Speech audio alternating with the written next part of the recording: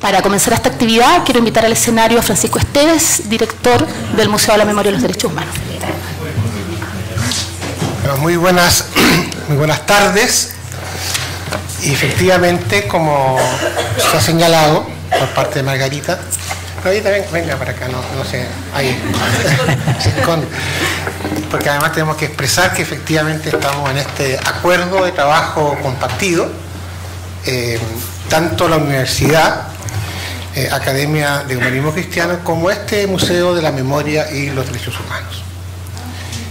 Y parte de una aseveración que está señalada en el lema que encabeza esta actividad y todas las demás que vamos a hacer, que es el derecho humano a ser migrantes.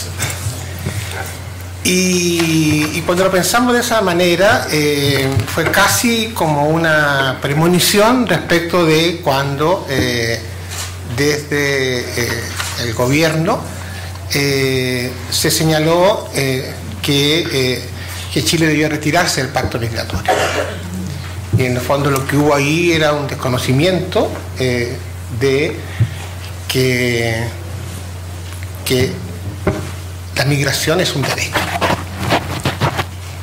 Entendiendo que la migración puede ser forzada o puede ser voluntaria, pero finalmente la persona que está en la condición de migrante tiene el derecho a ser migrante y por lo tanto a que se le reconozcan todos los derechos que están asociados a la vida digna en un país. Y esto es demasiado importante porque para nosotros el tema no se resuelve solo creando condiciones para un desarrollo mínimo de la inserción de esas personas que son migrantes en la economía del país. Ya de por sí eso es súper bueno. Pero es mucho más que eso. En el fondo es un encuentro de culturas. En el fondo es una convergencia de saberes. Es una reunión de voluntades para poder desarrollar un país solidariamente, abierto a la región y abierto a los grandes desafíos que tiene el mundo en la actualidad. Y para el museo particularmente, lo decimos en esta oportunidad, es muy prioritario poder hacer un diálogo de las memorias que vienen con las y los migrantes y nuestras memorias, la memoria de quienes están acá.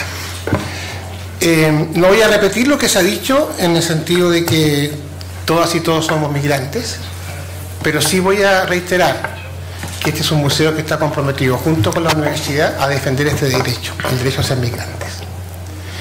Y lo hacemos y queremos hacerlo no desde un verticalismo académico o desde una superioridad institucional, lo hacemos desde una opción participativa. Lo que queremos hacer es construir un programa en conjunto. Y para eso es este primer panel. Y lo que venga también después tiene que seguir la misma tónica. No queremos predicar, queremos actuar.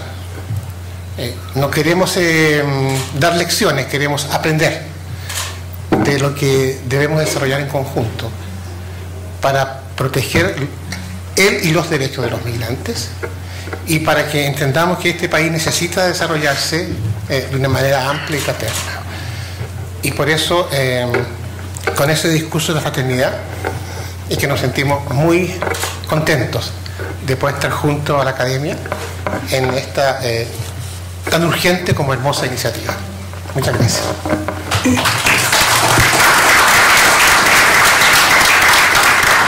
Cuando hace unos meses atrás el director del museo, particularmente en representación de este museo, nos invitó como universidad a participar de este proyecto, la idea era unirnos en torno a este tema y a esta declaración de principios que hablaba Francisco también. Y pensamos que nuestro aporte tenía que estar puesto desde el punto de vista de la academia, desde la generación de conocimiento, que es nuestro más principal meta, digamos, objetivo como institución. Y de esa forma este proyecto formó parte de las actividades que desarrolla una dirección de la universidad que se llama Dirección de Investigación y Posgrado. Hoy día tenemos con nosotros a la directora de esa dirección que los va a saludar y dirigirles unas palabras también. Y por otro lado, con algo muy importante que es vínculo con el medio, que es nuestro también espacio en donde nos relacionamos y entendemos que nos relacionamos con el medio y entendemos que todo lo que generamos no puede no tener un correlato con la realidad. Por eso para nosotros esta instancia es tan importante. Aprovecho de contarles que la semana pasada tuvimos una reunión ampliada con colectivos migrantes de distintas nacionalidades con la universidad y con el museo en esta búsqueda en conjunto de poder generar instancias, y esta instancia es parte de ese acuerdo también. Van a venir otros, los mantendremos al tanto de todo eso, los invitamos también a seguir formando parte de esas otras instancias. Para continuar, como les decía, invito a Francisca Pérez a dirigir unas palabras. Buenas tardes a todas y a todos. Me gustaría primero que nada agradecer al Museo de la Memoria por habernos invitado a colaborar en este ejercicio de poder reflexionar colectivamente en torno al tema de la migración. Recogiendo un poco lo que aquí ya se ha dicho, nosotros como universidad nos interesa especialmente poder potenciar ciertas líneas de investigación que permitan desarrollar la producción del conocimiento desde la dirección de investigación, por supuesto, y como señaló Margarita, también en relación con vínculo con el medio. Y desde esa perspectiva, recogiendo un poco lo que la universidad es desde su visión y su misión institucional, donde está instalado desde su origen el tema de los derechos humanos y por supuesto también el tema de la migración. La universidad tiene una trayectoria académica donde esta ha sido una temática de interés, y en ese sentido, cuando se nos convocó a esta investigación con un grupo de investigadores, se ha estado trabajando en tratar de desarrollar ciertos lineamientos que nos permitan poder discutir y posicionar el tema de la migración a partir de ciertos ejes temáticos, que nos permitan abrir el debate en un momento tan importante, actual, digamos, hoy en día, sobre la migración. Y a partir de la discusión de ese documento, que va a orientar el conjunto de actividades que se van a realizar durante el año, dentro de esas está el ciclo de conversatorios El Derecho Humano a Ser Migrantes, que se inauguró hoy día, con este primer conversatorio, donde la idea es poder reflexionar en torno a la migración, exilio y desarraigo como una primera temática que nos interesa poder comenzar a discutir, y los otros conversatorios que vienen a lo largo del mes de junio, donde están distintas perspectivas y puntos de vista que permitan enriquecer y posicionar esta temática hoy día. Así que bienvenidos, espero que sea muy fructífero todo lo que podamos discutir hoy día. El agradecimiento especial a los colectivos que están participando hoy día acá y que, como señalaba Margarita, ya empezamos un trabajo de diálogo para que ellos vayan también participando y dando forma a cómo vamos a ir desarrollando el conjunto de actividades que se van a desarrollar. Muchas gracias y espero que sea una excelente jornada.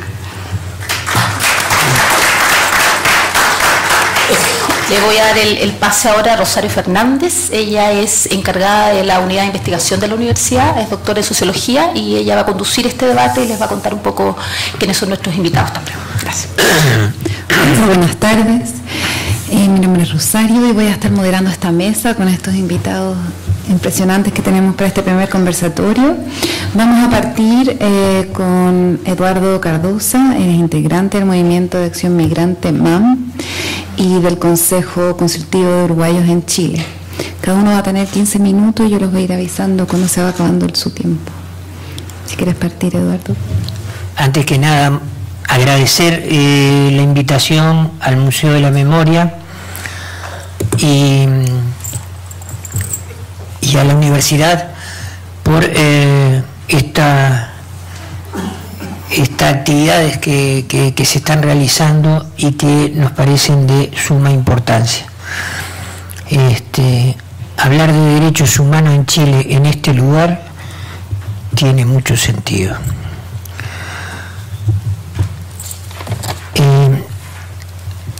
Venimos moviéndonos en el mundo hace 140.000 años. Andamos caminando por esta tierra, venimos de África, éramos todos y todas negros.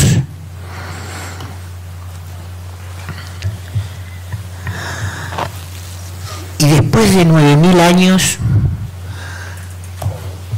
nos volvimos sedentarios, gracias a las mujeres que nos enseñaron a cultivar el alimento que no tuvimos que salir a buscar.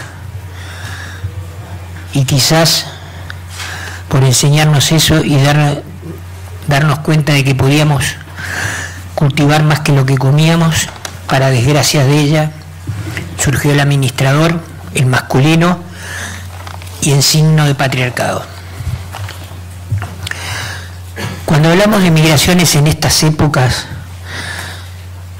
y cuando hablamos de exilio, lo que estamos hablando es de las consecuencias de unas causas que no las citamos y que tienen manifestaciones concretas, como es el desarraigo. Como movimiento nosotros nos preocupamos por los derechos humanos, no somos víctimas de nada. Sí sentimos lo que se siente en una sociedad en que el extranjero parece que se ve como enemigo. Y eso quizás sea un legado de cuando los Estados-naciones generaron las fronteras, sobre todo en un continente que tenemos tantas cosas similares, y nos separamos en frontera, y cuando nos separamos en frontera nos quedaron familias por un lado y por otro de las líneas imaginarias, y esas fronteras que debieran ser lugares de encuentro se transformaron en lugares donde la soberanía nacional de cada país se siente amenazada. Por tanto, el que llega ahí hay que tratarlo con sospecha.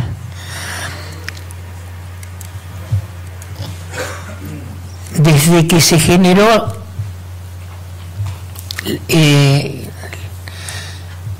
se incentivó el proceso de globalización neoliberal, hubieron países que hemos perdido y otros que han ganado. Ganan siempre los mismos y perdemos siempre los mismos. Eso incentivó la migración que tenemos hoy. Y hoy en el mundo hay 252 millones de personas que viven en situación de movilidad y que no viven en donde nacieron. Hay 68,5 millones de personas que son desplazados por la fuerza, entre los cuales se encuentran 400 millones de desplazados internos, 25,5 millones de refugiados y 3,5 millones solicitantes de asilo. En el mundo hay 10 millones de apátridas y cada 2 segundos una persona se ve obligada a desplazarse. Esa es la realidad que tenemos en este contexto de sociedad global. Cuando hablamos de las situaciones que convergen a los desplazamientos, son situaciones muy diversas, y entre ellas está el exilio, la situación forzada por un Estado que expulsa a sus hijos, que los detiene, que los hace desaparecer, que ustedes conocen bien, porque incluso la razón de este espacio tiene que ver con una memoria que no se debe perder nunca. Y también cuando vemos la realidad actual de Chile, no podemos olvidar que Chile fue un lugar de acogida para toda la región. Chile en los años 70 acogió en su territorio prácticamente personas de todos los países de la región que estaban corridos por dictadura o perseguidos, y gente que vino a colaborar también en un proceso que era innovador y liberador. Gente también que corrió la misma el mismo destino que muchos chilenos, y hay desaparecidos de diferentes países de la región y del mundo, que todavía están sin saberse dónde están. En el caso de mi país son 10 personas. Entonces, cuando hablamos de exilios, cuando hablamos en este contexto de situación, no podemos olvidar que quien se desplaza de un lado a otro tiene razones que son muy fuertes, y esas razones no entienden de fronteras a veces, tampoco quien sale de una situación de miseria o de persecución en el campo, se lee la ley migratoria de un país para poder entrar. Lo hace en las cosas mínimas que necesita, los papeles mínimos que necesita, pero no los detalles. Y ocurren que después se desplazan, y ocurren que hay países que fomentan más la libre circulación de personas y otros que no. Chile está cambiando, y está cambiando para mal. No tenemos buenas noticias para dar. No tenemos buenas noticias para dar en el sentido de algunas políticas que nosotros como movimiento categorizamos de racistas, concretamente contra población haitiana afrodescendiente, sobre todo mujeres, y no tenemos buenas noticias cuando hace poquito,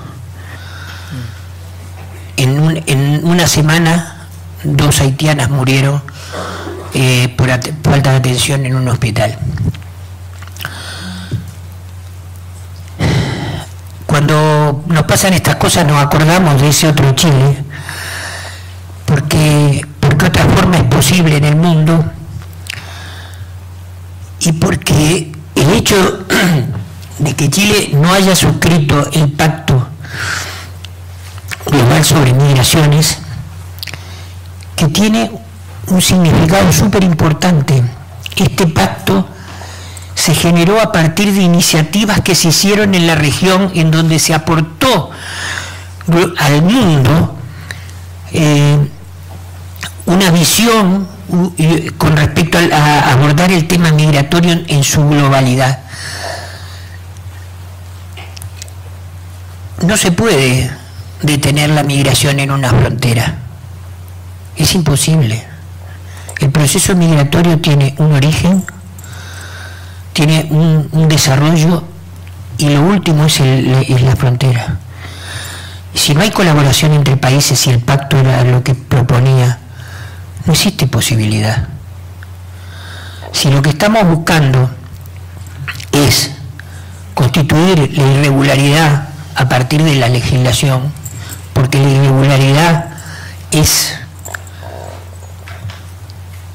útil a ciertos capitales y muy inútil a los derechos de las personas, porque no lo tienen ninguno reconocido, el hecho de no firmar el pacto, el hecho de oponerse a la Comisión Interamericana de Derechos Humanos cuando se le hace ciertas indicaciones con respecto a las expulsiones que se han hecho, como el hecho de todavía no firmar las indicaciones que se le han hecho con respecto al examen periódico universal, nos plantean una situación que es peligrosa, una situación que nos retrotrae a políticas quizás antes de 1945, porque si hablamos de los derechos humanos surgieron después del Holocausto.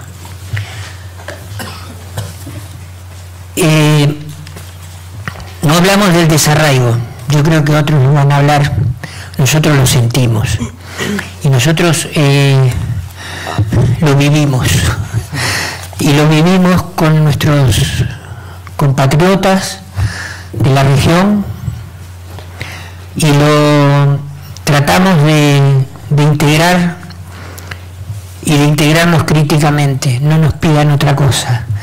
Todo lo que estamos haciendo con respecto a la legislación lo hacemos no por corporativismo, nosotros creemos, estamos convencidos de que un Chile inclusivo, de que un Chile de futuro es posible con todos quienes elegimos esta tierra para hacer nuestras vidas y que queremos contribuir a ella en las mejores condiciones, con nuestros derechos bien respetados, porque si no tenemos que gastar mucho tiempo en luchar por ellos. Gracias.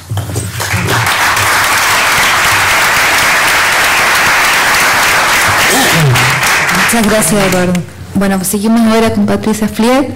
Ella es doctora en Historia por la Universidad Nacional de La Plata, investigadora y miembro del Consejo Científico del Centro de Investigaciones Sociohistóricas de la Facultad de Filosofía y Ciencias de la Educación de la Universidad Nacional de La Plata y perteneciente al Instituto de Investigaciones en Humanidades y Ciencias Sociales. Un poco largo. Muchas gracias. Buenas tardes. Mi enorme agradecimiento al Museo de la Memoria, una vez más estoy aquí, a la Academia Humanismo Cristiano, que fue la que hace muchísimos años, a partir de la figura y la amistad de Elías Padilla, me hizo cruzar la cordillera para venir a trabajar junto a mis colegas chilenos. Yo quisiera en esta presentación, en esos 15 minutos, explicitar por qué me siento felizmente convocada a trabajar y a pensar junto a ustedes estos temas de las migraciones, exilios y desarraigos. En primer lugar, porque me permite abordar junto a ustedes un tema que integra la agenda de trabajo de la historia reciente, pero especialmente las migraciones forzadas son un problema de investigación con el que tenemos un compromiso académico y político particular. Desde hace ya varios años nos hemos dedicado a estos temas y hemos creado un programa interinstitucional de estudios sobre migraciones, exilios y refugios, con sede en mi universidad, la Universidad Nacional de La Plata, pero que reúne proyectos de investigación acreditados de distintos países de la región. Estos proyectos pertenecen a los sistemas nacionales de Chile, de Brasil, de Uruguay, de México y de Argentina. Entonces, este trabajo intelectual nos permitió trabajar con clave comparada, pero también nos ha brindado la oportunidad de construir vínculos y generar producción académica de alto impacto en la región. Primer tema. Segundo lugar, porque el problema de los desplazamientos forzados ha sido y sigue siendo una de las aristas más complejas de la violencia contemporánea. Un problema que no ha recibido ni recibe la atención necesaria para limitar su expansión a escala global ni para reparar los daños que ella ocasiona. De modo que cada reunión, cada espacio en los cuales somos convocados nos permite tenemos la oportunidad de dar visibilidad a un problema que nos interpela y nos desacomoda y que nos habla de un pasado que no pasa, nos habla de genealogías, de continuidades, de repitencias cada vez más complejas y de mayor alcance. En tercer lugar, porque trabajar en el pasado reciente nos permite y nos obliga a reflexionar sobre nuestras propias prácticas y preguntarnos, especialmente por el sentido del trabajo de los historiadores e historiadoras, volver a las clásicas preguntas del sentido del oficio del historiador del tiempo presente, para preguntarnos el para qué de la historia reciente e historizar desde allí la construcción de un campo de estudios que se ha consolidado en la región, pero que ha sido una faena compleja, difícil, porque digámoslo otra vez, la historia reciente sirve para resignificar y para disputar, para complejizar e intervenir en el presente, sirve para cuestionar, sirve para desnaturalizar, implicándonos como sujetos históricos, porque digámoslo una vez más, una cosa es la distancia crítica y otra es la neutralidad.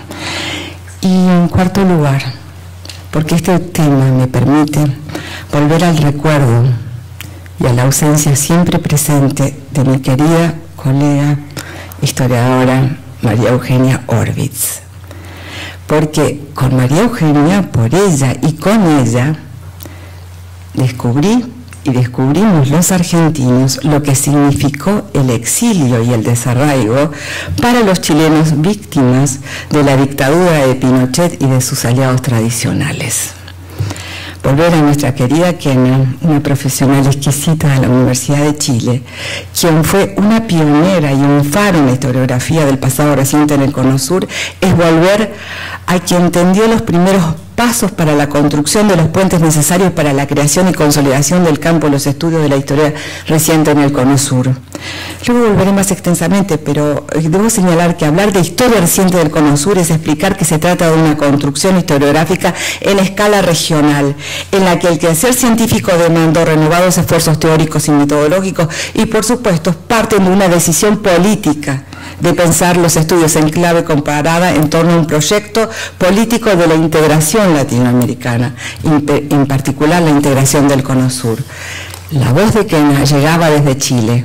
Su escritura abría diálogos con la historia chilena con el Cono Sur.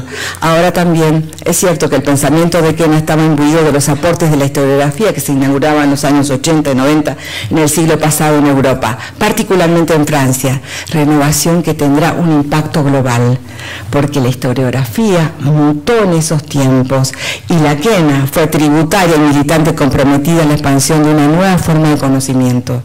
Nuestra Kena es, claro, junto con otros colegas chilenos, una representante destacada de la modificación de la forma de escritura, así como las formas de concebir la historia.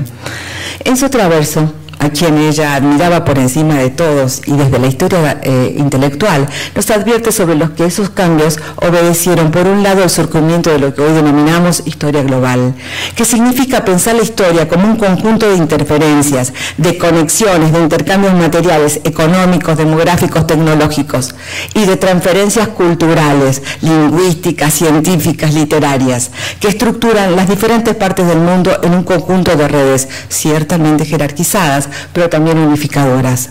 Esta historia global estudia el papel desempeñado por las migraciones, las diásporas, los exilios, junto con los procesos económicos y políticos para la elaboración de las ideas o la intervención de prácticas culturales nuevas. Y en segundo lugar, por el redescubrimiento del acontecimiento, el acontecimiento con su autonomía y su espesor, sus enigmas. Y en tercer lugar, el ingreso masivo al taller del historiador del concepto de memoria. La memoria como un nuevo paradigma del enfoque del mundo contemporáneo, la memoria que adquiere el estatus tanto de fuente como objeto de investigación histórica, la memoria como un nuevo paradigma historiográfico. Y aquí nuevamente otro aporte original de nuestra amiga, su reflexión original en y para la consolidación de los campos de estudio de las memorias en este país. Vuelvo entonces a Kena para pensar el campo intelectual y el quehacer del historiador, volver a explicitar los desafíos que tuvimos que aceptar y transitar los que abrazamos la decisión política de escribir y enseñar historia reciente en nuestros países y en la región. Por un lado tuvimos que redefinir marcos teóricos y metodológicos, pero por otro tuvimos que construir espacios académicos para la expansión de esta forma de comprender el quehacer historiográfico.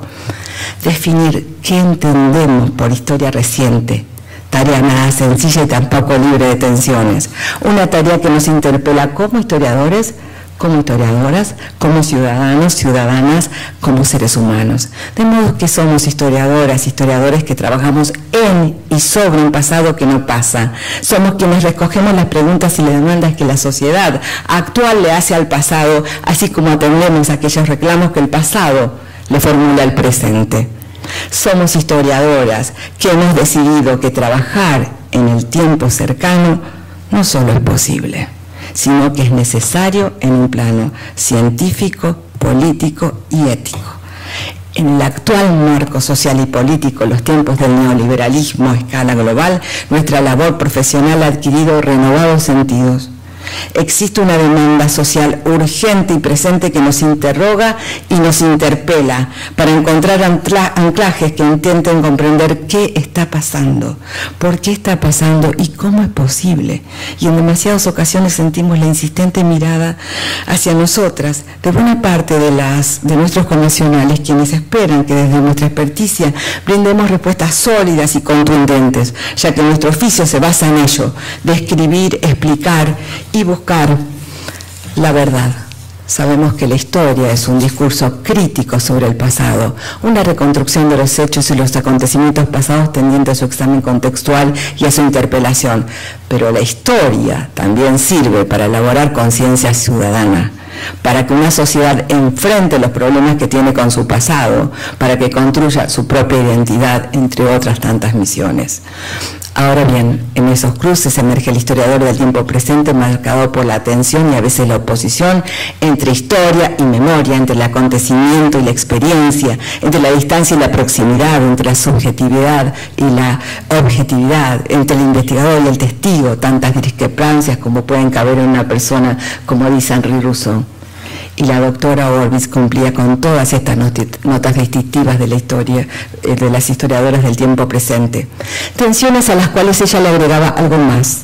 Nuestra Kena era a su vez protagonista e investigadora, es decir, una profesional, una historiadora profesional que pudo poner distancia entre su propia subjetividad de protagonista y testigo de época para escribir la historia con y desde el sentido crítico que el oficio demanda, despojarse de su condición de actora, de militante, de víctima de la violencia para convertirse en una profesional que con sensibilidad y distancia crítica escribía la mejor historia del pasado reciente chileno.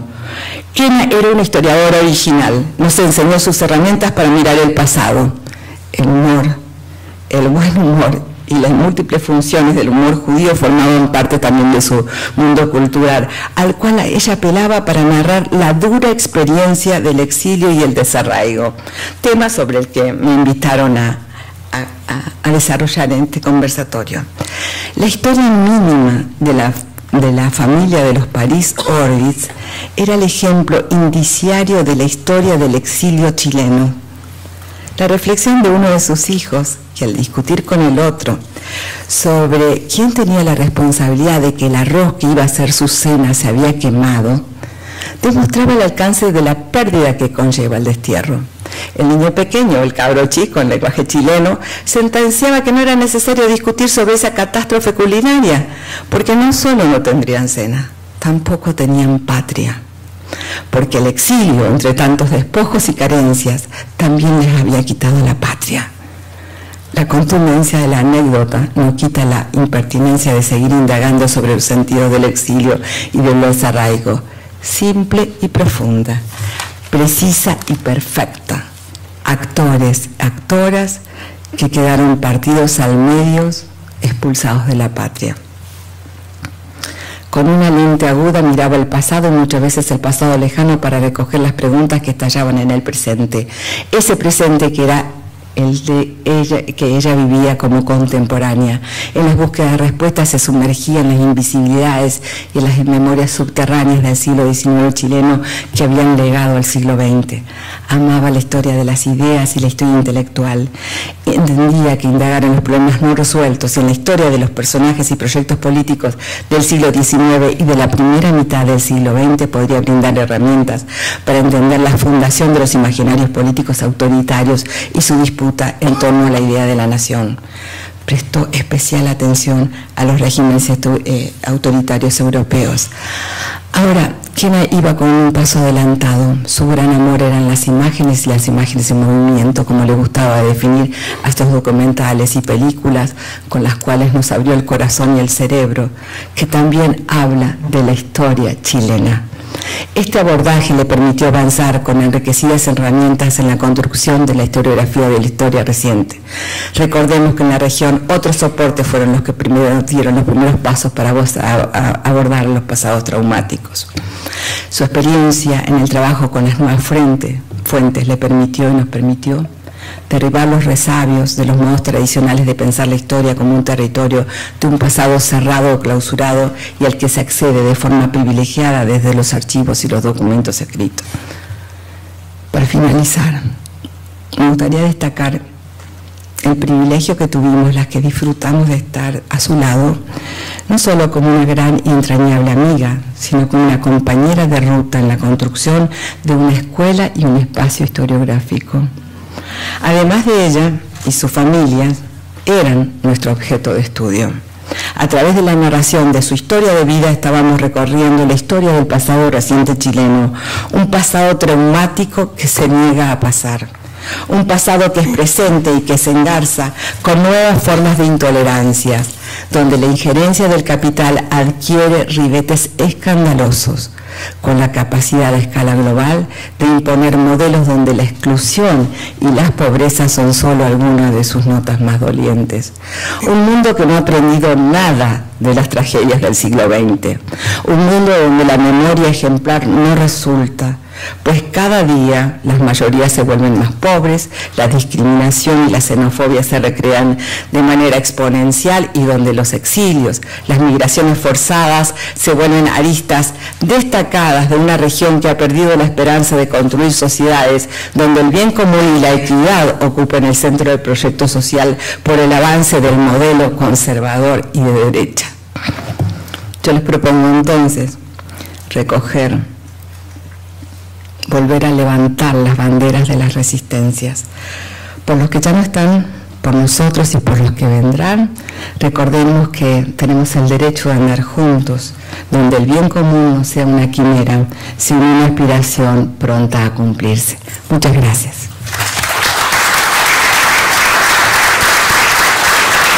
Muchas gracias, Patricia. Bueno, nosotros teníamos invitadas acá en Norambuena, sin embargo ella no pudo asistir hoy día, estaba enferma, pero tenemos felizmente con nosotros a Adriana Palomera. Ella es doctora en estudios americanos de la Universidad de Santiago de Chile e investigadora del Centro de Estudios Migratorios del Departamento de Historia de la Universidad de Santiago. Te damos la bienvenida. Muchas gracias por la invitación al museo, a la Academia de Humanismo Cristiano y también a los presentes. La verdad es que no pensé que iba a haber tanta gente, así que felicito también el esfuerzo con este frío. Y a propósito de las palabras de Patricia, no puedo dejar de lado, soy profesora de historia de origen, entonces no puedo dejar de lado lo que está pasando hoy día, ¿no? Y solamente quiero expresar mi absoluto rechazo a la reforma y a lo que significa hoy día el nuevo currículum que saca justamente lo que es la historia reciente de nuestro currículum.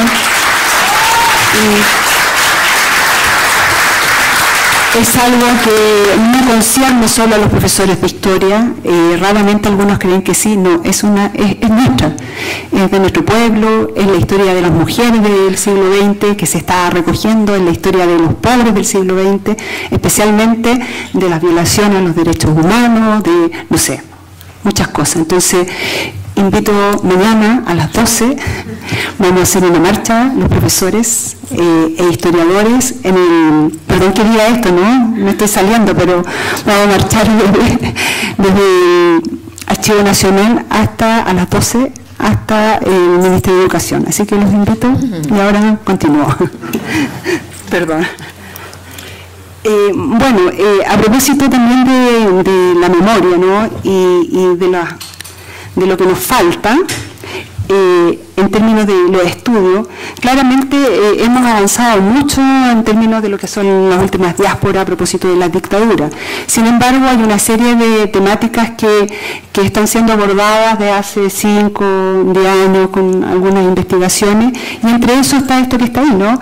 Que es de la utopía al amparo político, refugiadas y asiladas en Chile entre 1973 y 1975, que es como la mirada al revés, ¿no? No estamos hablando de las chilenas exiliadas y refugiadas o de los exiliados y refugiados afuera, sino de aquellos que efectivamente llegaron a Chile en el contexto, digamos, de lo que fue el gobierno de Salvador Allende.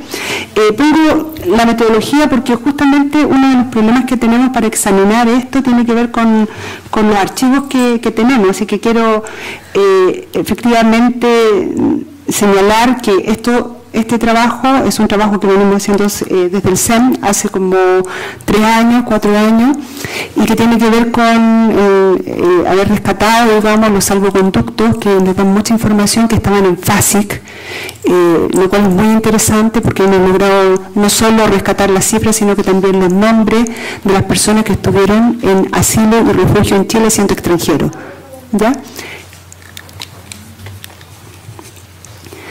Bueno, ¿cuáles son las justificaciones de haber tomado el tema de las mujeres? Es que ya, esto lo hemos dicho muchas personas, ¿no? Pero efectivamente la invisibilización de las mujeres, aunque uno no lo crea, sigue estando presente. Entonces a veces cuando nosotros conversamos del refugio o de los migrantes, también desaparece en ese todo la mujer, ¿no?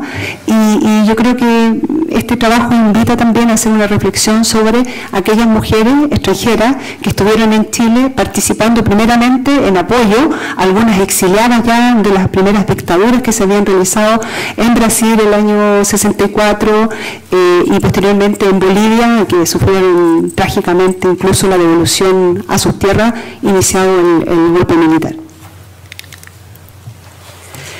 Bueno, aunque sea majadero, quise ponerla, yo sé que muchos de los que están acá seguramente saben, pero creo que es interesante siempre seguir pensando en esto, ¿no? ¿Qué es lo que se dice de aquellos que son refugiados?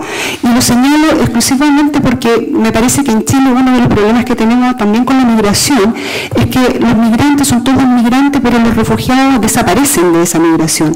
Entonces, hoy día estaba en otra actividad, en CAMI, que voy a tener otro seminario, estaba con la encargada de acá de Estación Central, de la oficina migrante, y le pregunté cuántos refugiados habían. Y no hay voto, no tienen el registro de cuántas personas refugiadas y hay ni siquiera a nivel local. Entonces eso es muy interesante porque también le pasa a nivel nacional. Es más, muchas de las personas que solicitan refugio hoy día son rechazadas, y son rechazadas no entrando a Chile, sino que antes de entrar en las aduanas. Entonces son una serie de elementos que debemos considerar, porque además el problema del refugio es distinto a las otras problemáticas que trae la migración no forzada, ¿no? Bueno, ¿cuáles son en general los apoyos que tuvo este proceso? Iniciado el golpe militar, no se podría haber hecho nada si no está ACNUR y las otras entidades que están debajo, que es CONAR, COPAR y FASIC, por supuesto también las iglesias católicas que apoyaron en este proceso. A nivel de la normativa, es muy interesante lo que sucede con la normativa respecto al refugio. Desde 1947, a nivel internacional, se fundan las primeras organizaciones que están ahí presentes. Sin embargo, América Latina tiene una tradición del asilo y refugio. Y esto es bastante interesante, porque a propósito de los contextos post-independencia, en América Latina se vive un proceso, y la construcción de los estados nacionales, ¿no? Se vive un proceso en toda América Latina de expulsión de personas que a propósito eran del otro bando, o liberales o conservadores.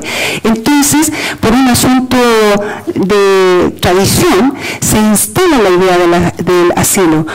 Doy un ejemplo, muy poca gente lo sabe. En Chile, a principios del siglo XX, se asila a Eloy Alfaro, en la embajada de Chile, a Eloy Alfaro, que es el presidente más emblemático, digamos, de Ecuador de principios del siglo XX. Y así podríamos mencionar una serie de otras. Yo he encontrado muchos registros de gente que solicitaba el refugio tempranamente.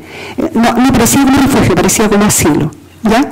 No obstante, si uno mira el refugio en Chile, o mira lo que está sucediendo con el asilo y la migración en Chile durante el siglo XX, aun cuando se declara una política de asilo de puertas abiertas, siempre que se producen procesos de expansión de la llegada de migrantes, en Chile se ha reaccionado negativamente. Desde 1918, que se hace la ley de los indeseables, ¿no? Que es la ley que afectaba a toda la población migrante, que tiene ideas políticas, la ley de residencia en Argentina, ¿no? Que se hace en Argentina, en Brasil, ya hay una restricción. Eso se repite en 1930 con la llegada de la población judía, y se repite después, luego de un éxito de la llegada de los refugiados españoles. También se produce un proceso después de no, ya llegaron muchos, que vamos a hacer. Entonces eso lo podemos marcar, yo diría, en 4 periodos dentro del siglo XX que se producen restricciones a la migración a propósito de esta idea de que está llegando mucha gente. Entonces también es interesante eso. Bueno, en términos generales, nosotros, bueno, en este caso esta investigación, habla de tres etapas respecto al refugio entre 1965 y 1973, o sea, 1990. La primera tendría que ver con el refugio latinoamericano en Chile, que responde a la represión política y a la instalación de la doctrina de seguridad nacional en América Latina. Y por lo tanto, como dije tempranamente, Chile asila a sectores importantes de la población brasileña que venía saliendo de la dictadura, entre ellos muchos intelectuales, la mayoría, incluso los intelectuales de la teoría de la dependencia, estuvieron en Chile, participaron en las universidades, en la Universidad Católica, en las revistas de la Universidad Católica, de la Universidad de Chile, entonces muy interesante el aporte que tienen. Tupamaros, a propósito de que no hay un golpe de Estado todavía en Uruguay, sin embargo, a propósito de la represión que se comienza a instalar en Uruguay, también migra antes del 73 un grupo que está ligado a los Tupamaros, entre ellos muchas mujeres que incluso algunas podrían estar dentro de las desaparecidas, ¿no? Y uno de los hechos más importantes que se va a producir es que el año 1972 el presidente Salvador Allende ratifica la convención del 51 y el protocolo del 67 que tenían que ver justamente con el refugio, y esto es muy simbólico y significativo para entender lo que sucede el año 73 cuando se produce el golpe con los extranjeros. Entonces, el haber firmado este tratado significó que la dictadura, aun cuando reprime rápidamente a gran parte de los extranjeros que se encontraban en Chile, incluso muchos de ellos apresados en el Estadio Nacional, no puede reaccionar violentamente con todo. Hay desaparecidos, hay muertos, pero no es la mayoría, porque estos golpes inmediatamente se hacen presente en Chile. 3 días después del golpe se hace presente ACNUR y comienza toda una gestión interna con estas asociaciones que habíamos y grupos que están antes, y extrañamente digo, el gobierno militar se supedita a esta intervención que venía de fuera. Entonces, ¿qué es lo que va a suceder? Se van a crear una serie de refugios que son refugios instalados para los extranjeros y extranjeras que están en Chile, y que es la primera vez que a nivel mundial se crean refugios especiales para refugiados en Chile. Entonces es muy interesante porque la normativa después va a ser replicada en otros procesos a nivel internacional. ¿Ya? Ahí están como los representantes. En la segunda etapa tiene que ver con este refugio entonces latinoamericano, donde está esta idea de los refugios, pero también de aquellos extranjeros que rápidamente se asilan.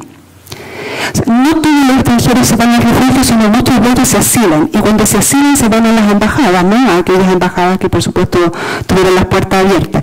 Entonces esto nos lleva a mostrar en todos los registros que nosotros tenemos 5 categorías de protección de aquellos que estaban en refugio. Bueno, la tercera etapa esa no la veo. 5 categorías. Las categorías eran asilados y asiladas, que eran todos aquellos que estaban en las embajadas. Ya. Refugiados, que eran todos aquellos que estaban en estos centros de refugio. Cortesía, que eran los hijos de o parientes o madres de, y además los expulsados y los, otro que era similar a los expulsados que no recuerdo en estos momentos. Entonces es interesante porque a la hora que se hacen los salvoconductos que son emanados por el gobierno, la dictadura, lo que sucede es que las categorías se clarifican de acuerdo a eso, y la protección de cada uno va a depender de dónde está. Entonces todos aquellos que estaban asilados y asiladas van a ser sacados por las embajadas y determinados organismos internacionales, y los que estaban en refugio se hace cargo ACNUR. Entonces son distintos caminos, y eso la verdad es que da mucho en términos de la investigación para ver. ¿Cuáles son en general las gestiones del refugio? Bueno, hay muchas formas que no pretendo mencionarlas porque ya no me queda mucho tiempo, pero sí que se muestren, digamos, los datos que nos muestran los salvoconductos, y nosotros podemos ver que de extranjeros solo los salvoconductos. Aquí suponemos era mucha más gente porque hay algunos que salen de forma clandestina, hay otros que ni siquiera alcanzan a estar en este proceso y se quedan clandestinamente en Chile, ¿no? Pero de aquellos que eran reconocidos reconocidos dentro de los salvoconductos, de 1.834 son extranjeros y de ellos 1.452 eran mujeres, es decir, no es menor la cifra para el momento. En cada uno de los gráficos que ustedes pueden ver, se muestra la cantidad y cuáles son los organismos que los están sacando. Entonces, la sede que se hace cargo es CINE, CONAR o el Ministerio, que sería el Ministerio donde dice menú, son todos los expulsados y expulsadas, ya que no entran en ninguna de las categorías anteriores. Bueno, no pretendo darles la lata con la cifra, pero es interesante, no sé si lo logran ver, la cantidad que hay ahí. Estas cifras las sacamos de acuerdo a los salvoconductos y separamos por nacionalidad, separamos por tipo de condición por la cual salían. Entonces ha sido un trabajo, la verdad, que bien minucioso respecto a eso. Si alguien lo quiere, después igual me escribe y lo puede enviar, no tengo ningún problema, porque la idea también es compartir la información, ¿no? Y si alguien puede aportar, lo mismo. Bueno, los decretos de expulsión, está lleno de decretos de expulsión, entre ellos de muchas mujeres que eran extranjeras y que, bueno, no se ve bien, pero que señalan las formas y los métodos por los cuales salían expulsadas. Entre las mujeres, no puse todas, puse algunas, entre ellas, no sé, Mónica de Arroyo, que está desaparecida, Matilde Chacón, que estuvo en el Estadio Nacional, María Baluarte, que tenía la categoría de abandonar, Vania Gambirra, a propósito de la teoría de la dependencia, que eran personas que estaban, digamos, estuvieron metidas en esto y que salieron a propósito de ese momento. Entonces, para finalizar, quiero decir que este es un trabajo que estamos en una investigación que está en curso, estamos identificando a las personas, tenemos un problema con el tiempo, ¿no? Me hubiese gustado entrevistar, me hubiese gustado hacer muchas cosas, pero parte de esta generación también nos ha abandonado físicamente, ¿no? Y nos ha costado mucho también buscar registros, porque justamente las personas que trabajaron en todas estas organizaciones, que son gente, estoy pensando, no sé, en clave de FASIC, tienen mucha historia, muchas cosas que decir, pero también el tiempo y la verdad que las dificultades que hay en términos de los registros son difíciles. Eso, muchas gracias. Muchas gracias, Adriana. Bueno, ahora seguimos con Loreto Rebolledo. Loreto, ella es doctora en Historia de América de la Universidad de Barcelona y actualmente es profesora titular del Instituto de la Comunicación e Imagen y coordinadora de la cátedra Armando Labarca de la Universidad de Chile. Muchas gracias. Gracias. Bueno, la cátedra ya no la coordino, así que esa parte va a haber que sacarla del currículum. Bueno, quiero agradecer la invitación y voy a tratar de conectar los conceptos, las ideas que hay detrás de exilio, migración y desarraigo. Claramente el exilio es una forma de migración, pero es una forma que tiene particularidades, algunas ya han sido señaladas, pero me interesa hacer dialogar eso con respecto a las migraciones como las entendemos en el sentido actual, en un contexto de globalización, con grandes desplazamientos de población de un lugar a otro. En el caso del exilio, bueno, lo primero que hay detrás, no solo lo que ocurrió en América Latina en los años 70, sino en general detrás de cualquier exilio lo que hay es una gran derrota. Es una derrota en algunos casos militar, es porque se impone una dictadura, o sea, un grupo se impone sobre otro y los obliga a desplazarse para poder sobrevivir. Por lo tanto, es la decisión de salir, de moverse del lugar de origen hacia otro lugar, tiene que ver con una necesidad de sobrevida. O sea, y esa es una cosa que tiene implicancias, entre otras, por ejemplo, de no tener mucha posibilidad de elegir a dónde me voy. O sea, me puedo ir donde me logro asilar, o sea, a la embajada que logré saltar, por ejemplo, o al país donde logré llegar cruzando la cordillera o tomando un avión, la forma que sea, digamos, donde me pueden dar refugio.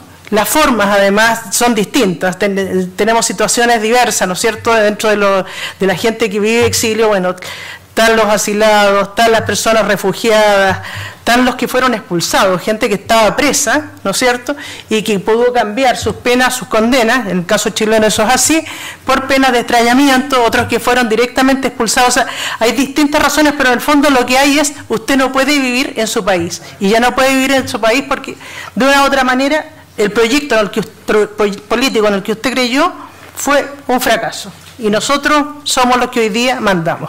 Creo que eso es una cosa que marca una diferencia con las migraciones si uno las mira en el sentido actual. Aun cuando, y creo que en eso es importante remarcarlo, hay varios elementos en común, pero respecto a las razones, y siempre hay una discusión hasta dónde las migraciones son tan voluntarias. O sea, cuando el hambre aprieta, cuando hay violencia en determinadas zonas de un país y la gente tiene la obligación de salir hacia otro lugar para poder sobrevivir, no queda muy claro qué tan voluntaria es esa salida.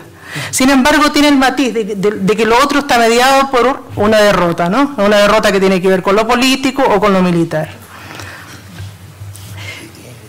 Con respecto a las cosas en común, bueno, hay muchas, y básicamente, y ahí después lo voy a retomar con el tema del desarraigo, pero las migraciones actuales lo que vemos son distintos tipos de razones, pero muchas de ellas están mandadas por lo económico. Por lo menos lo que uno ve en el contexto del neoliberalismo, hay algo muy fuerte que tiene que ver con el desplazamiento de personas que no tienen las posibilidades de sobrevivir en sus comunidades, en sus países, porque no hay trabajo, porque no alcanza para vivir. Sin embargo, no es la única razón la económica, también hay otro tipo de razones. En investigaciones que se han hecho con mujeres, por ejemplo, se ve que la violencia familiar es algo que empuja a salir del lugar de origen, para poder que es otra forma de sobrevida, pero que no está mediada por lo político, ¿sí? Es otro tipo de violencia. Por otro lado, hoy día también lo vemos, hay mucha gente que se desplaza por temas de trabajo, y no necesariamente son migrantes que tienen necesidades económicas, al contrario, se van a gerenciar una empresa, en el caso de las grandes empresas chilenas, ¿no es cierto?, se han instalado en distintos lugares de América Latina, y sus ejecutivos llegan en otras condiciones. Entonces tenemos distintos tipos, bajo el término migraciones cabe mucho. Sin embargo, hay varias cosas, varios elementos que uno podría definir que son como comunes. Y uno de esos, y ahí hago el puente con el tema del desarraigo, tiene que ver con el desarraigo, que consiste en que, por un lado, cuando uno se desplaza de un lugar a otro, está dejando atrás una serie de cosas. Bueno, en el caso del exilio claramente está dejando un proyecto político que fracasó, familia, etcétera, etcétera. Pero cualquier migrante lo que hace, al desplazarse a otro lugar, está dejando familia, amistades, una cultura, en muchos casos está dejando también una lengua. Y todo eso, que es una manera de vivir, una manera de habitar, implica al desplazarse el tener que aprender a habitar y adaptarse a otra cultura, a otra sociedad, ¿no es cierto? Y estar permanentemente, y ese es el desarraigo finalmente, en un vaivén, como lo dice un poeta, Efraín Barquero, que dice estar aquí y allá, que vaivén de borracho, o sea, el jugar permanentemente entre estoy viviendo acá, que es el país donde llegué, pero siempre estoy pensando en el país que dejé. O sea, en el caso, y eso no es una cosa que tenga que ver solo con los exiliados, eso tiene que ver con cualquier migrante. Cualquier migrante siempre está pendiente de qué pasó en el país de donde salí. O sea, en el caso de los venezolanos, fueran chavistas o gente vinculada a Guaidó, cuando vino esta revuelta y no se sabía lo que iba a pasar, todos ellos estaban pendientes de ver qué era lo que iba a ocurrir, porque estaban sus familias ahí, y por otro lado la eventual posibilidad de volver o de no volver. Entonces hay un juego permanente de estar allá y acá, que es básicamente la generación que es la que toma la decisión de emigrar. Eso no ocurre de la misma manera con los hijos, porque los hijos necesariamente tienen que hacer el esfuerzo de adaptarse, ya sea otra lengua o lo que venga, tienen la necesidad de integrarse a través del colegio, ¿no es cierto?, donde los van a hacer cantar la canción nacional del país al cual llegaron, donde los van a hacer usar un determinado uniforme, saludar determinada bandera, es decir, de una u otra manera el país que recibe los va integrando, y eso genera una tensión familiar que no es menor. En el caso del exilio es mucho más fuerte. ¿Por qué? Porque el proyecto del exiliado, como no salió porque tenía ganas, digamos, sino porque no le quedaba otra, su único proyecto siempre es volver. Además está mediado por lo político. Y la posibilidad de volver solo viene dada cuando se logra derrotar al que me derrotó. De una u otra manera, ya sea con un lápiz o de otra manera. Pero en concreto, ahí hay una situación que va generando tensión con los hijos, porque ¿qué es lo que ocurre con las dos generaciones? Mientras la generación adulta, que es la que toma la decisión de salir, ¿no es cierto?, lleva a los niños a otro lado. Los niños se van adaptando, se van integrando, sus amigos y su vida es esa. Pero la de los padres están siempre en este vaivén de la allá y acá. Por otro lado, siempre, y eso, la mayoría de los migrantes, está siempre la idea de volver. Y eso uno lo ve en muchas de las personas que migran por razones económicas, que la idea es juntar dinero, ¿no es cierto?, para poder invertir en una casa, en un negocio, y poder regresar al lugar de donde salí. Como el proyecto de los adultos es eso, se genera una tensión tremenda con respecto a los niños, porque los niños tienen el deber de integrarse, de meterse en la escuela, de meterse en la lógica nacional para ser parte de, para no ser discriminados, por último porque es su vida que está transcurriendo ahí, y no es el caso de los padres que están en esto de, en esta cosa ambigua de sí, mi hijo se tiene que integrar, pero también el día de mañana me lo tengo que llevar, por lo tanto también lo voy a llevar a todas las fiestas patrias, le voy a enseñar todos los bailes nacionales, todas las canciones, le voy a dar la comida que se usa. O sea, no hubo niño chileno en el exilio que no comió pan con palta. O sea, son cosas que uno dice que suenan divertidas, pero cuando uno va haciendo entrevistas se da cuenta que estuvieran donde estuvieran, había ciertos alimentos que se reiteraban. Bueno, ni hablar de las empanadas y cosas como esas, pero eso mismo le ocurre a todos los migrantes. Y es cosa de ver, o sea, no es casualidad que acá emergieron y florecieron los restaurantes peruanos por la migración peruana, por una migración bastante masiva. La gente migra con su cultura y también, entonces hay un juego que va y que viene. O sea, me tengo que adaptar, me tengo que integrar, pero también la sociedad en la cual estoy llegando, aún sin darse cuenta y muchas veces aún cuando discrimine, va integrando elementos que son importantes de mi propia cultura, y eso nos va enriqueciendo, cosa que de pronto nos cuesta asumirla, sobre todo la gente que discrimina y que tiene cierto rechazo a la migración. El tema del desarraigo en relación a eso, entonces, tiene todo este tema, esta tensión con los hijos, me adapto, me integro, pero ¿hasta dónde? Si tengo la idea de volver, o sea, siempre hay algo que está atravesando, y eso no solo le pasa al migrante de hoy día, también le pasó a los exiliados. Muchos de ellos además se quedaron afuera, porque habían hecho una vida, su trabajo, su vida se había hecho afuera, y volver no fue fácil. Pero igual siguen pendientes hasta el día de hoy, porque uno cuando conversa con gente que se quedó afuera, siguen viendo las noticias de Chile, están permanentemente viendo qué es lo que ocurre acá. Y en el caso de aquellos que volvieron, me refiero a los exiliados chilenos, y me imagino que eso es algo que le pasa también a los migrantes, en la medida que tuvieron que hacer un esfuerzo para adaptarse a las sociedades donde llegaron, cuando regresan también sienten que están pisando un terreno que se mueve.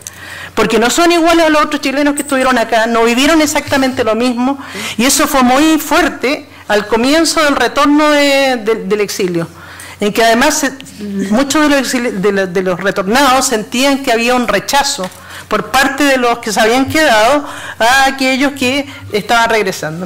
Ok, ahora cierro. A propósito del...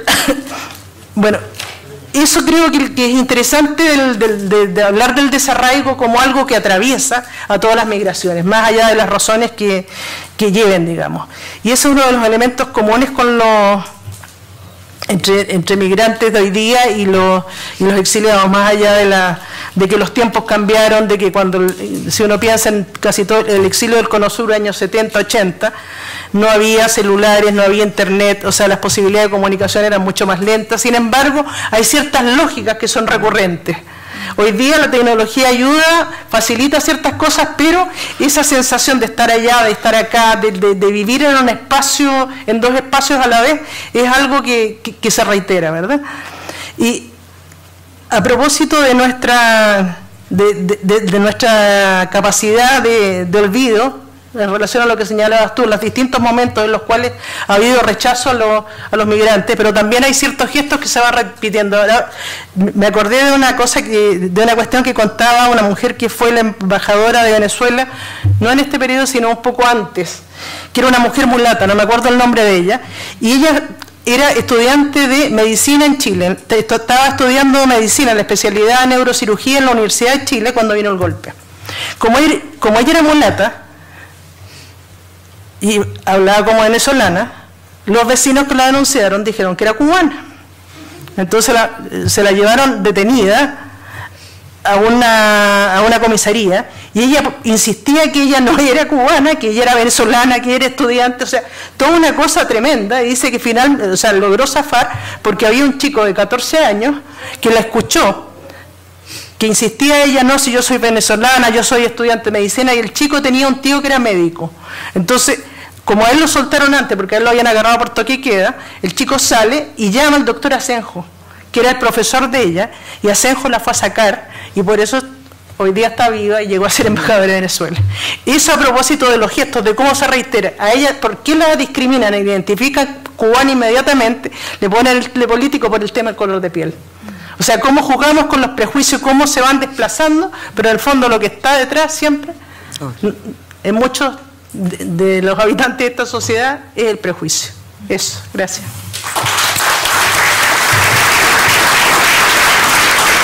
Muchas gracias, Loreto.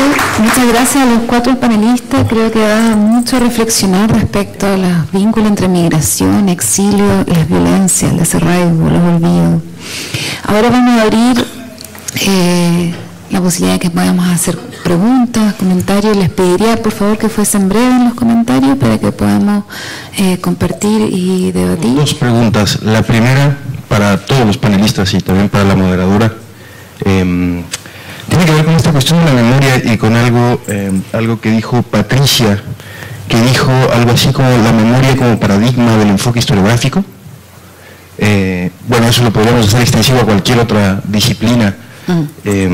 A propósito de eso, me gustaría preguntarles una pregunta que viene en un libro que se llama En contra de la memoria, que escribió un periodista, que no me acuerdo el nombre, es hijo de la escritora Susan Sontag. David Riff. David Riff, exacto. Él en este libro, que en realidad en inglés se llama Against Remembrance, que no Against Memory, él plantea la pregunta de, bueno, ¿en qué lugar del mundo los trabajos de memoria, los monumentos, incluso los museos, han servido para contrarrestar o confrontar lo que Eduardo nos planteaba de las malas noticias, ¿no? Y bueno, qué mejor ejemplo que aquí en Chile. Con toda la historia que ya ustedes han mencionado, parece que grandes sectores de la población pues continúan en una especie de indolencia o algo. Entonces, me gustaría preguntarle a todos qué opinan de esto que plantea David Riff en ese sentido, ¿no? ¿Para qué nos sirve la memoria como un paradigma de investigación, dada el contexto actual? Y la otra pregunta, más que pregunta, es un comentario tratando de hacer un ejercicio de autocrítica para todos los que estamos aquí.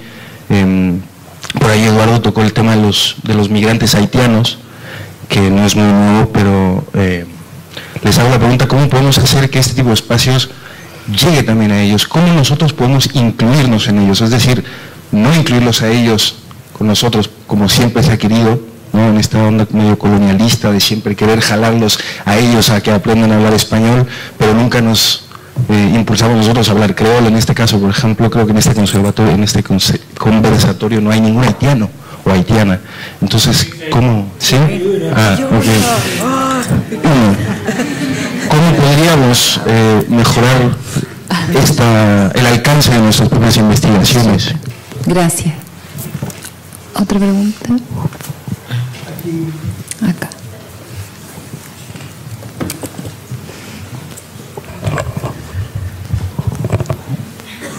Muchas gracias. Primero que nada, mis excusas por haber llegado tarde. Yo soy de la quinta región, pero no me iba a perder este conversatorio. Muchas gracias. Yo lo que quiero es dejar un testimonio de agradecimiento a un país maravilloso que es Venezuela, que en mi caso personal recibió a miembros de mi familia en la época del año 70, antes del 70 y después en el 73 también. que han sido un país maravilloso, que lamento lo que están viviendo, pero tengo la esperanza de que van a recuperar su democracia como corresponde, y dejar ese testimonio de agradecimiento a Venezuela. Muchas gracias. Muchas gracias. Una pregunta más y... ¿sí? Buenas noches. Mi pregunta es muy sencilla, yo creo, es ¿cuándo dejaremos de hablar de migrantes y empezaremos a hablar de personas? Vale, vamos a recoger estas preguntas, después vamos a dar espacio para otras. No sé si quieren seguir el mismo orden o alguien quiere... Están todos anotando. No. ¿Voy yo? Vale. Por David Riff. Hay un juego muy claro que los que hablamos de memoria, los que trabajamos en juego de memoria, siempre tenemos una medalla y decimos que en general la memoria tiene otra cara, que es el olvido. Las sociedades tienen que tener memoria y que la otra cara, en este caso las sociedades también necesitan olvidos. Hay autores que dicen que esta medalla tiene que tener de un lado la memoria y que del otro lado tiene que estar la justicia como única posibilidad de llegar al olvido. Hay otros autores que dicen memoria y futuro.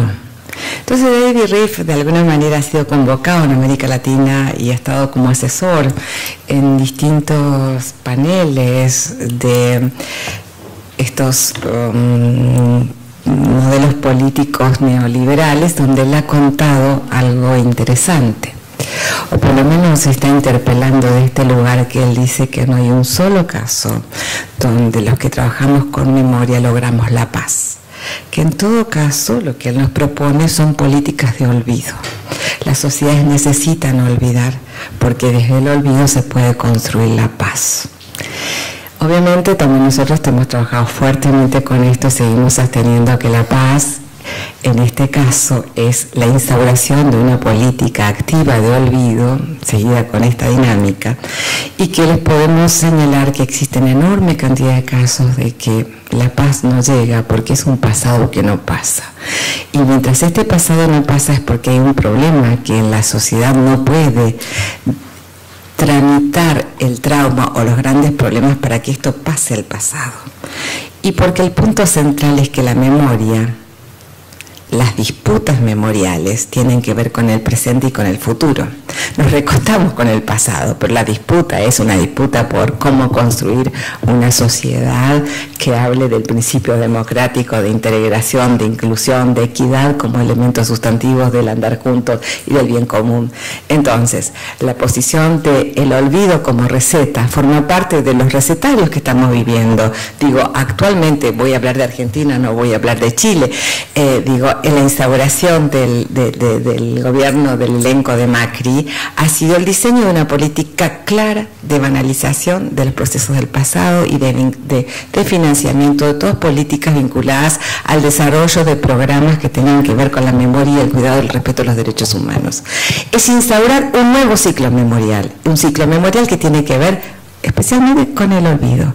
Entonces están los militantes de las memorias y nosotros que somos militantes de historia, que historizamos las memorias para poder explicar cuáles son los componentes sociales. Quizás lo que dijo el colega, el amigo, migrantes y personas, es claro que son personas. Claro que son personas, que son seres humanos, simplemente a veces por la necesidad de encontrar conceptos, paradigmas para movernos, pero el día que nos olvidemos de pensar que cada una de estas personas que están obligados por las violencias o por las distintas razones a tener que dejar su espacio, su lugar, y no por decisión propia, siempre hay un dolor y una asignatura pendiente que como sociedad tenemos que intervenir.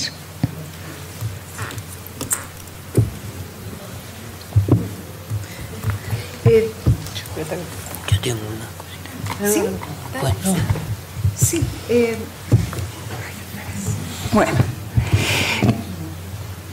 Tomé un taxi para venir acá, veníamos dos, y le dije al taxista, vamos al Museo de la Memoria.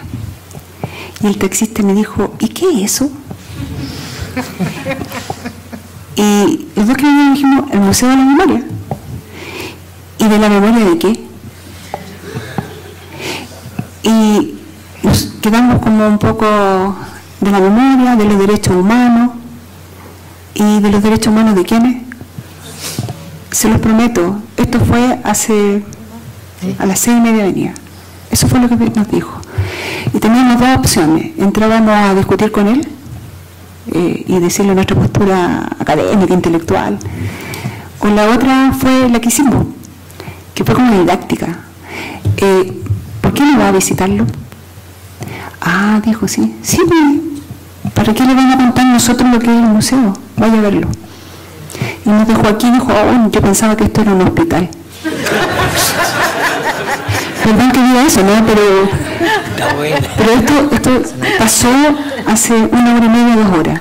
Entonces, ahí uno lo que descubre, efectivamente, que estamos en un momento o en un tránsito donde pareciera ser, hemos hecho hartas cosas con nuestra historia reciente, con nuestra memoria, pero la verdad es que no, tenemos problemas, ¿no? Tenemos problemas porque no logramos llegar, yo creo que a la gran masa de nuestra sociedad, los grupos, especialmente los grupos más alejados, ¿no? Y eso es porque estamos en un combate. Este es el combate con la memoria. Y estamos en desigual, en mi opinión, ¿no? Como dijeron por ahí, la contienda es desigual. Entonces, a mí me parece que en esta disputa de la memoria hay resistencias. Hay un relato que tiene que ver con lo que vemos en la televisión, que me pareció lo que pasa en Argentina, ¿no? No solo las políticas de los acuerdos, ¿no? Que fueron significativas para pensar este presente, sino también en lo que nos pasa como sociedad. Entonces tenemos una sociedad que está cada vez más marginalizada. Es muy recurrente que uno diga a los que hacemos clase, siempre sale el profesor diciendo, estos cabros no saben nada. Todos los que hacen clase dicen lo mismo. Entonces, cuando uno mira lo que está pasando, los chicos están haciendo asaltos, están haciendo mucha delincuencia, yo siempre me pregunto por qué la opción es inmediatamente hay que reprimirlo, hay que castigarlo. Vamos a estar llenos de presos. Si en 10 años más vamos a tener a más de la mitad de la juventud entre presa y muerta. Ese es nuestro destino. Y a mí me parece que la responsabilidad que tenemos, no solo los que están en la academia, sino que en la sociedad, los que están en cada uno de sus lugares, es eso. Es decir, mira, tenemos una historia, nuestra historia reciente nos determina, nuestra memoria nos determina, lo que pasa hoy día con los migrantes, efectivamente nos cuesta salir de esta cosa del migrante, ¿no? El migrante es como una cosa, como que no se ve, como un ente, son personas. Y por supuesto que tenemos que llegar a eso y los próximos desafíos, porque también somos muy honestos, a veces somos sumamente autodestructivos con nosotros. La verdad es que Chile históricamente es un país que no tiene experiencia migrante, salvo la que tuvo a principios del siglo XX, que tuvo 4,7 porcentaje de migración. Por primera vez Chile debe tener eso, entonces somos muy nuevos, y eso se nota en la política pública, eso se nota en la política local, ¿no? Y en todo lo que pasa. Entonces a mí me parece que tenemos un desafío y ahí tenemos que estar con todo, ¿no?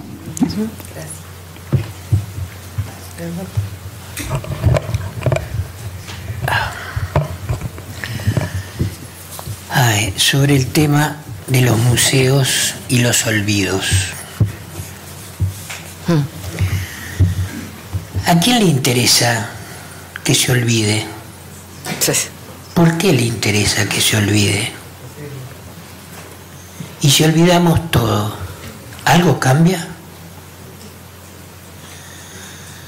Yo creo que hemos olvidado demasiado y por eso qué bueno la labor, la labor de mucha gente de mantener memoria y de hacer historia. Y estamos viendo los discursos que escuchamos ahora. Yo creo que no se puede negar lo que se es. Si el Estado-Nación quiso negar la diversidad que había en este país, ya vemos las consecuencias de lo que tenemos. No podemos negar la historia, nuestra propia historia, nuestra historia dentro de un continente, nuestra historia de hermanos de la región, y es fundamental, no solo por eso que se dice siempre que cuando uno olvida repite, sino por algo mucho más fundamental, y es que no somos árboles con raíces al aire. Somos de un territorio, de una cultura, y tenemos nuestros pueblos originarios tan negados, tan no tratados como personas, como decía, como nos tratan a nosotros. Nosotros en muchas cosas nos sentimos muy identificados con la discriminación y el racismo con que se trata a los pueblos originarios. Entonces, memoria sí, cuánto tenemos que trabajar todos, desde el no olvidar. Es necesario no olvidar, porque los victimarios son los que quieren que olvidemos. ¿Por qué? Porque ellos no han cambiado. Somos nosotros los que tenemos que cambiar en no olvidar nada. Y olvido y memoria es memoria con justicia. Eso por un lado. Por otro lado, con respecto a inclusión, bueno, tanto el Museo de la Memoria como la Academia esta vez se están transmitiendo vía streaming, y es una forma de hacerlo llegar a gente que no ha podido venir acá. Nosotros sabemos que lo están viendo en provincias, gente migrante, de todas las nacionalidades, y eso en algo contribuye. Nosotros somos muy insistentes, vamos a todos lados y siempre pedimos streaming para todas las cosas, porque la gente de provincia nos dice a nosotros, ustedes como están en Santiago, y se da un fenómeno que también se da con respecto a Chile y a las provincias con respecto al centralismo que desgraciadamente en toda la región tenemos todos los países. Eso, y sí, tenemos que empezar a hablar de personas, que es difícil. Es difícil cuando te mandan a tu país, cuando te tratan de alguna cosa y todo lo demás. Pero tenemos que empezar, y ya hay gente que está empezando. Es decir, de hace 4 o 5 años para acá, uno ve lo que sale en la tele, y en la tele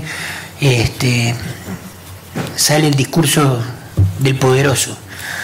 Pero Chile está cambiando en una cantidad de situaciones con personas, con juntas de vecinos, con la preocupación por el otro que está al lado, por no hablar de los migrantes o de los desde lejos, sino ir a preguntar y tratar de hablar y ver qué es lo que le preocupa a la gente. Claro, vamos a dejar de hablar de migrantes cuando nos demos cuenta que todos los seres humanos que estamos arriba de la tierra, lo único que queremos es ser felices. Y para eso trabajamos, que sean felices nuestras familias, y a veces confundimos la felicidad con comprar, pero podemos ser felices siendo solidarios y contribuyendo con el de al lado, preocupándonos por el vecino, no importa de qué país sea. Gracias.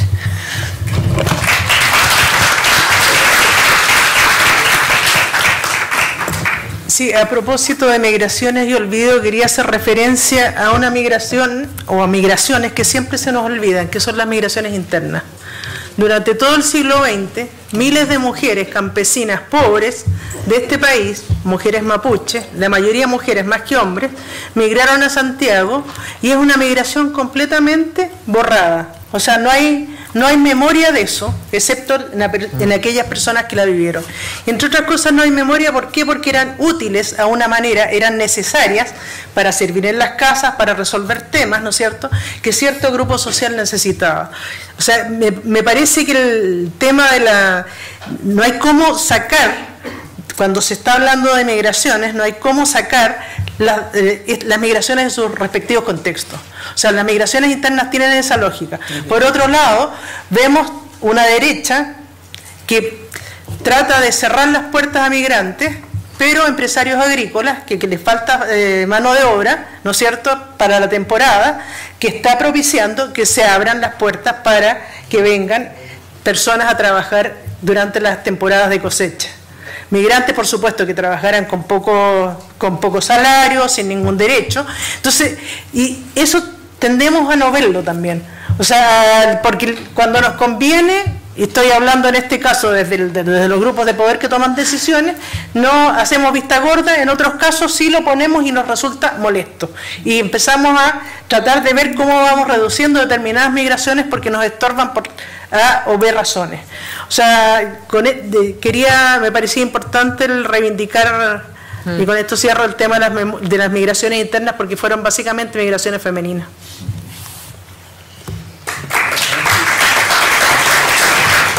Sí, buenas noches. Bueno, se habló de la migración o del derecho a la migración y pareciera ser que el exilio, por contraposición a eso, es una violación de un derecho, ¿cierto? Como decía don Eduardo, el derecho a pertenecer a una patria, ¿cierto? Y en ese sentido el exilio pareciera ser, como dice tu compatriota Silvina Jensen, una realidad dinámica y poliédrica, ¿cierto? Y eso es lo que lo hace tan complicado a la hora de abordarlo metodológicamente, etcétera, ¿no? Y digo porque esto además tiene significaciones en el campo de las subalternidades, ¿sí? Y subalternidades de las subalternidades. Y eso hace que se pueda estudiar en clave de género, en clave étnica, en clave social, y transgeneracional a propósito de los hijos de exiliados, ¿cierto? Y claro, yo pensaba que en estas redes de intercambio que se van tejiendo en los procesos migratorios, quizá hay un aspecto positivo y que no se ha rescatado suficientemente. Se hablaba recién, decía la profesora Loreto, se ha utilizado en términos económicos, ¿cierto?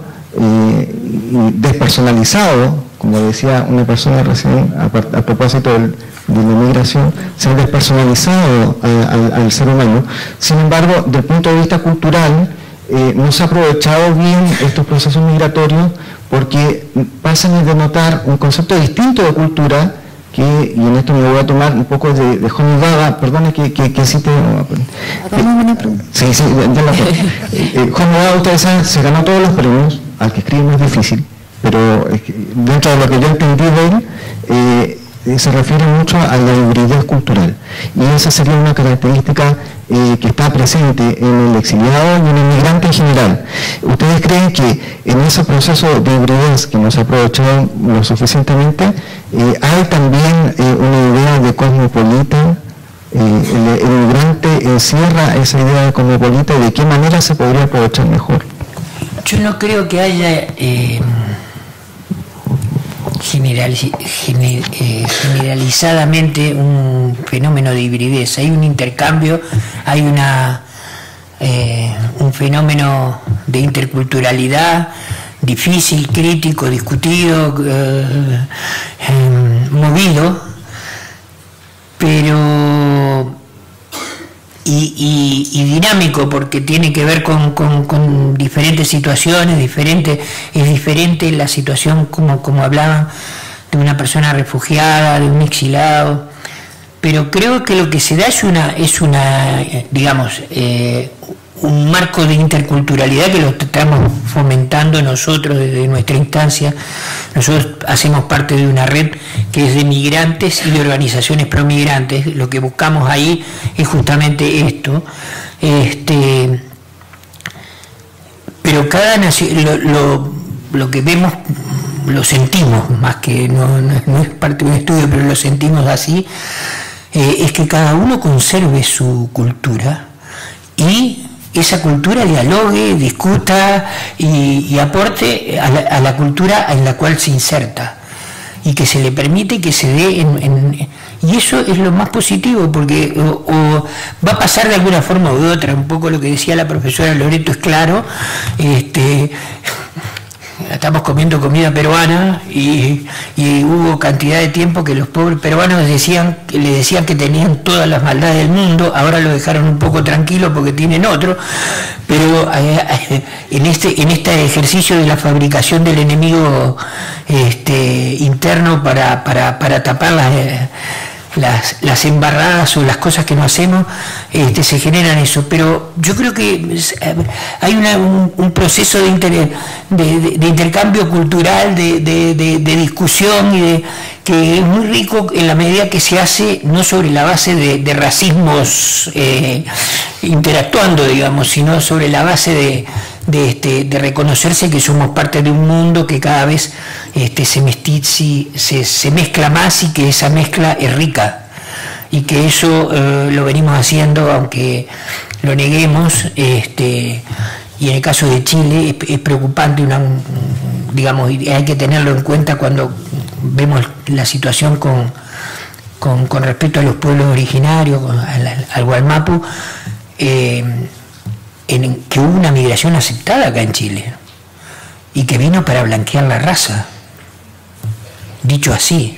A mí, cuando lo leí, le digo honestamente, me dio vergüenza, pero no vergüenza por nadie, porque no lo escribió nadie de los que están acá, sino que me dio vergüenza porque se estaban perdiendo algo demasiado importante al decir eso.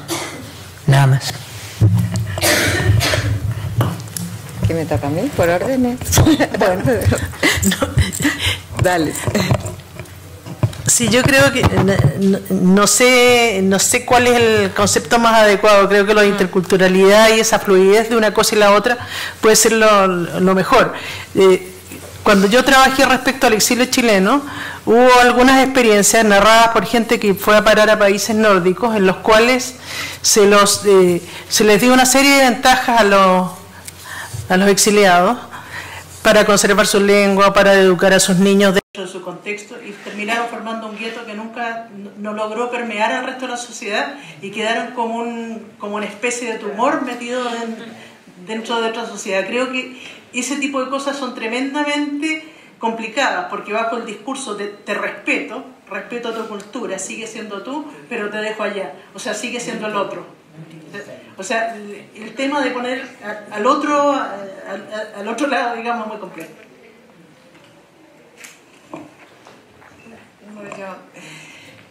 Claro, yo hablo con mis anteojos de Argentina, y porque soy argentina, entonces hablar del exilio en Argentina significa hablar también de los retornos y del papel de los exiliados en nuestro país, y una sociedad que creó políticas de defensa, políticas memoriales muy claras en nuestro país, donde los pilares que constituyen la defensa de los derechos humanos, en este caso tenía que ver con el conocer, reconocer y reparar. Nosotros hemos tenido durante muchísimo tiempo políticas activas de memoria, intentando de alguna manera a partir desde verdad, justicia y memoria, e incorporar el paradigma de la reparación como política clave.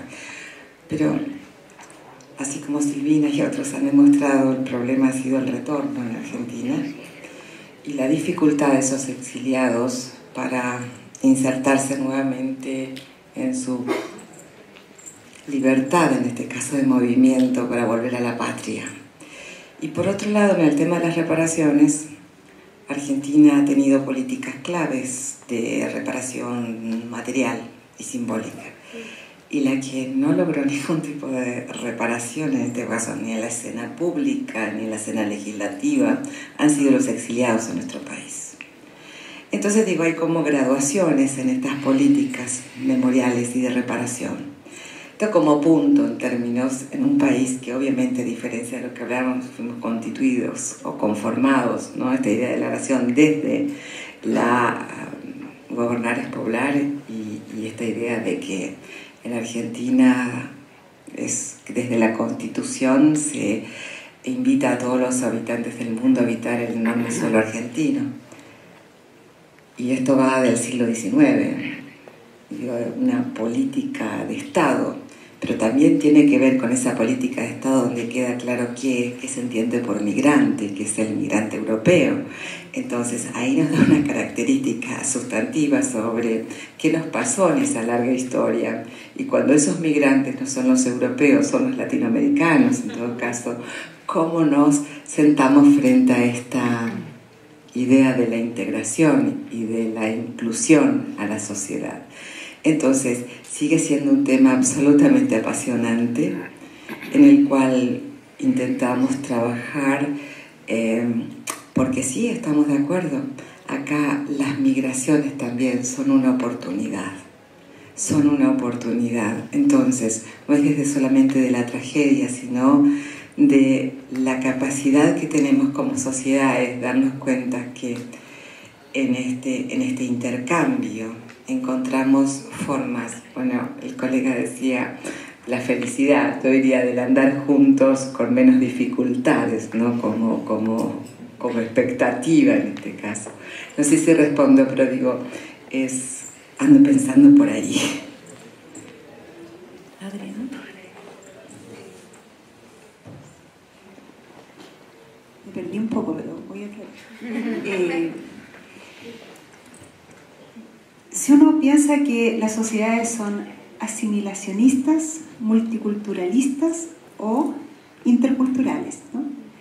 Si uno piensa eso, la primera tendencia es a calzarse con una. Entonces, hoy día pareciera ser que lo óptimo es ser intercultural.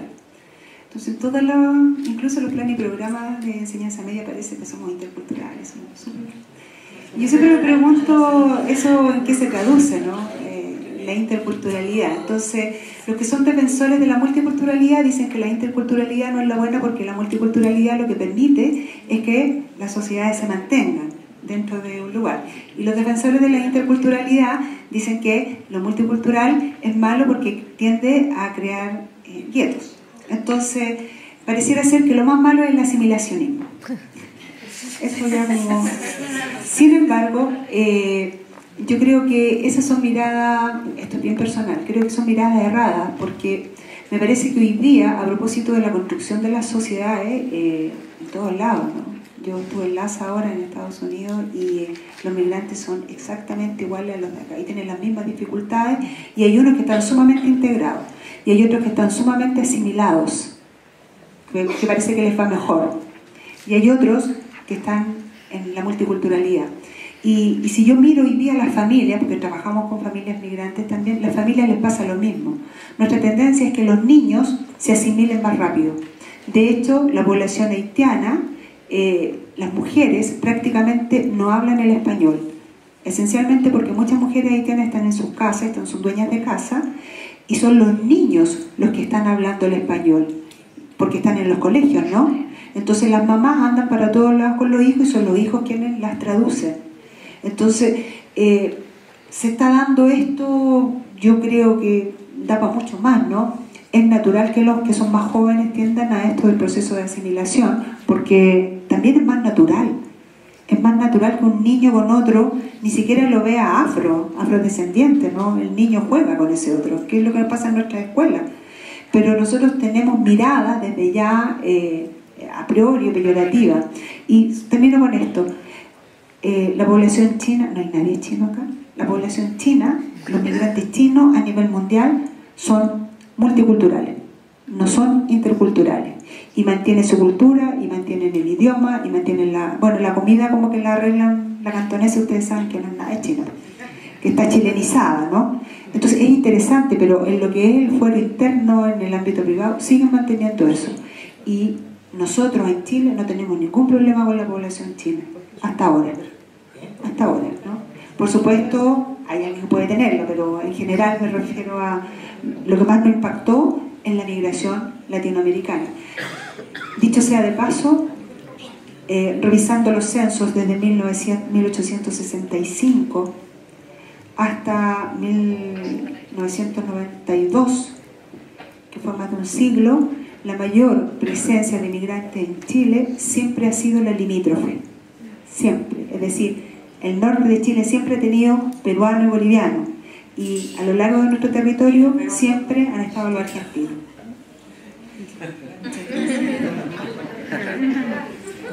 Bueno, damos por finalizado este primer conversatorio. Agradecer a los panelistas aquí presentes, a ustedes por estar hasta el final escuchando, al Museo de la Memoria y la Universidad Académico Cristiano por la organización de este evento.